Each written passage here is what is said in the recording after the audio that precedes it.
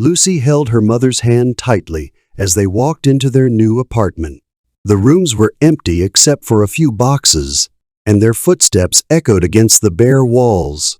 This was their third move this year, and Lucy was tired of being the new girl.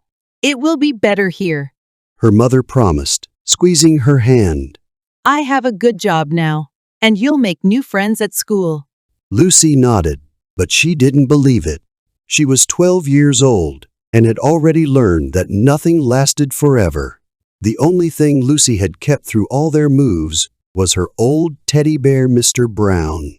He wasn't really brown anymore. His fur was gray and worn from years of hugs and tears. But he was her best friend, the only one who stayed with her no matter where they went. That night, as Lucy unpacked her small box of belongings, she couldn't find Mr. Brown. Her heart started racing. She searched through every box, every corner of the empty apartment, but he wasn't there. He must have fallen out during the move. Mom! Lucy cried, tears streaming down her face. Mr. Brown is gone. Her mother helped her look, but it was no use.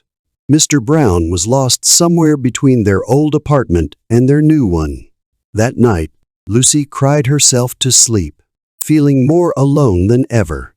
The next morning was Lucy's first day at her new school. She sat alone at lunch, watching other kids laugh and talk with their friends. That's when she noticed a girl sitting by herself, too, drawing in a notebook. The girl looked up and caught Lucy staring. Instead of looking away, she smiled and walked over. Hi, I'm Sophie, she said, sitting down. Do you like to draw? Lucy shook her head. Not really, but I like your pictures. Sophie showed Lucy her notebook. It was full of drawings of lost things she had found, a single mitten, an old key, a broken watch. I like to imagine the stories behind them, Sophie explained. Like, maybe this key opens a secret garden, or this watch belonged to a time traveler. For the first time in months, Lucy smiled. She told Sophie about Mr. Brown and how she lost him during the move. Sophie's eyes lit up. We should look for him, she said excitedly. My dad drives a taxi. Maybe he saw your bear somewhere. What street did you move from? That afternoon, Sophie and Lucy made Lost Bear posters. They drew pictures of Mr. Brown and wrote Lucy's new address and phone number. Sophie's father helped them put up the posters all along the route from Lucy's old apartment to her new one. Days passed, but no one called about Mr. Brown. Lucy was sad, but having Sophie as a friend made things better. They spent their afternoons together, making up stories about lost things they found in the neighborhood. One rainy Saturday, Lucy's phone rang. It was an old woman who lived in the apartment building next to Lucy's old one. I think I found your bear, she said. He was sitting in my flower box, all wet from the rain. Lucy and her mother rushed to the old neighborhood.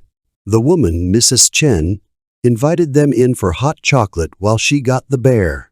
When she brought out Mr. Brown, he was clean and dry, his fur brushed smooth. I saw him in the rain and couldn't leave him there, Mrs. Chen explained. I washed him and let him dry by my window. Then I saw your poster yesterday. Lucy hugged Mr. Brown tight, breathing in his familiar smell mixed with the scent of laundry soap. Mrs. Chen smiled, watching her. You know, Mrs. Chen said, I just moved here myself last month. It's not easy being new in a place. She looked a bit sad and lonely, just like Lucy had felt. Lucy looked at Mr. Brown, then at Mrs. Chen. Would you like to come to dinner at our new apartment? She asked. My friend Sophie is coming too. She draws pictures of lost things and makes up stories about them. Mrs. Chen's face brightened. I would love that. That evening, Lucy's small apartment was filled with laughter. Sophie drew pictures while Mrs. Chen told stories about her childhood in China. Lucy's mother made spaghetti, and they all sat on boxes because they didn't have chairs yet. Looking around at her new friends, Lucy realized something. Sometimes when you lose something, you find something else, something you didn't even know you were looking for. That night, Lucy hugged Mr. Brown close and whispered, Thank you for getting lost. because of him, she had found not just one friend, but two. Her new apartment didn't feel empty anymore. It was full of stories, drawings, and people who cared about each other.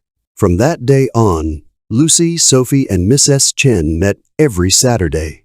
They called themselves the Lost and Found Club. They kept looking for lost things in the neighborhood. But more importantly, they had found each other.